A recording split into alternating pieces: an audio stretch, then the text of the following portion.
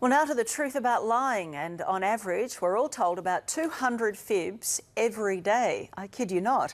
So how do you know when someone's telling you a porky? Tom Steinfort went looking for the truth. I have never, ever. I never told anybody to lie.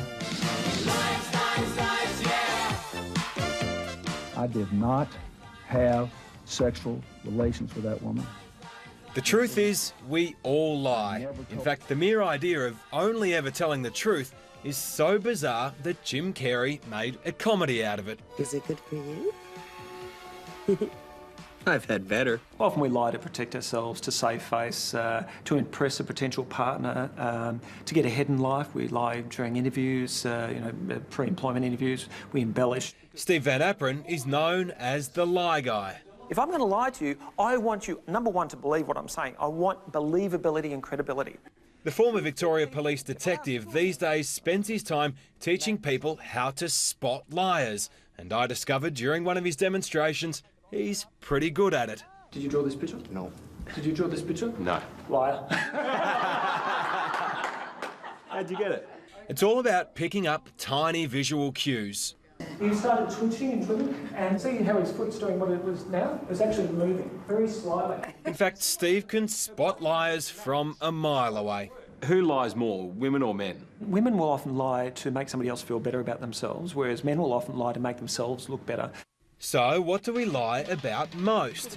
Well, when it comes to guys, it's... I didn't have that much to drink. I'm on my way. I'll call you. And for the ladies, it's... Nothing's wrong, I'm fine. It wasn't that expensive. No, I didn't throw it away. Research shows women are much better for a number of reasons because they hesitate less during the delivery of that embellishment or deception. That the money tax is not a good... According to Steve, there are two giveaway signs for liars. Well, let's go back to core principles here again. What do we want through tax reform? If you ask a question, they answer it with another question, or they'll beat around the bush, evasive, omissive, dismissive, all that type of thing. If Monica Lewinsky says that while you were in the Oval Office area you touched her breast, would she be lying? Blocking concealment gestures and masking behaviours are indicative of the fact that the person feels uncomfortable. I want you to listen to me. I'm going to say this again. I did not have sexual relations with that woman. Bill Clinton is probably the most famous liar in the world. Do you remember when you first saw this? Yeah, I do. I fell off the couch laughing. The former US president displayed all the hallmark signs of a liar: touching the face, hesitation. My statement is that I did not have sexual relations as defined. And Steve says Marion Jones is also another person that reeked of guilt. I have never, ever failed a drug test. A lot of it has to do with body language. And according to Steve, no matter how polished some people are in public, it's still hard to hide your true feelings.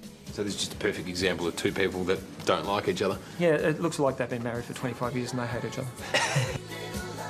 Now, when it comes to lies, for many, there's one issue that is bigger than any other.